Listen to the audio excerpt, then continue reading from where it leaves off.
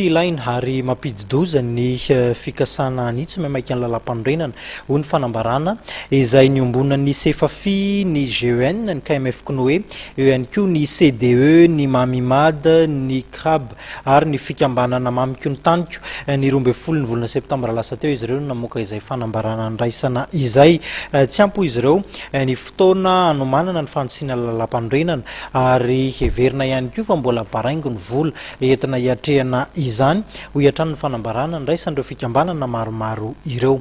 Raha ny fiara-miasan'i Madagasikara amin'ny firenena vahiny kosa indray dia vonona hanome tanana ny Madagasikara amin'ny fiatrehana ny fifidianana amin'ny taona ho avy.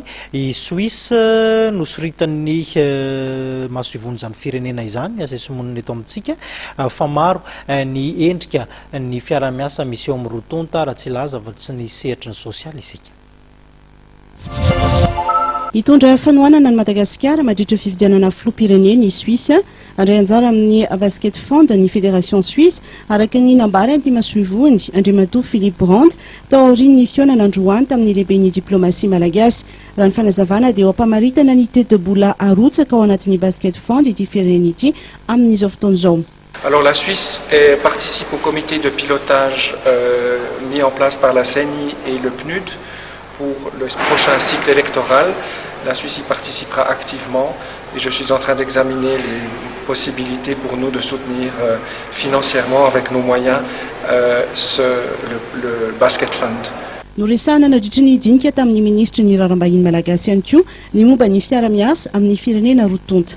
Resaka ny fiara-miasa a Madagasikara sy Confédération Suisse eo amin'ny lafiny bilatéral aloha zany tsara dia tsara ny fiara-miasan'ny firenena rotonta ary iezahana ho hatraraina hatrany ary keo eo amin'ny lafiny le hoe multilatéral ny teneniny teo ny francophonie fa tsy ny francophonie ihany fa na anatin'ny fiara-miasa amin'ny samy firenena mpikambana amin'ny Nations Unies dia nijerena daholo zay amin'ny ankapobeny. Ny firenena Suisse hitanareo maro ireo le ONG Suisse reny eto fa misy koa ny tonga dia raha fanjakana rotonta misy ny fiara-miasa ohatra zao ny Suisse ny participer fantatritsika zany amin'le basket fondy amin'le resaka fifidianana manampy izy manohana ny stabilité eto Madagasikara. Sehatra samihafa toy ny fampiasam-bola ary ny fanampiana ara-tsosialy no tanterahan'ny Suisse eto Madagasikara. Suisse ihany koa no anisan'ny mpanohana ara-bola govana amin'ny ady amin'ny tsy fahampiana ara-tsakafo. Mahatratra 70 amin'izao fotoana izao ny fikambanana tsy miankina amin'ny fanjakana avy any Suisse miasa eto amintsika.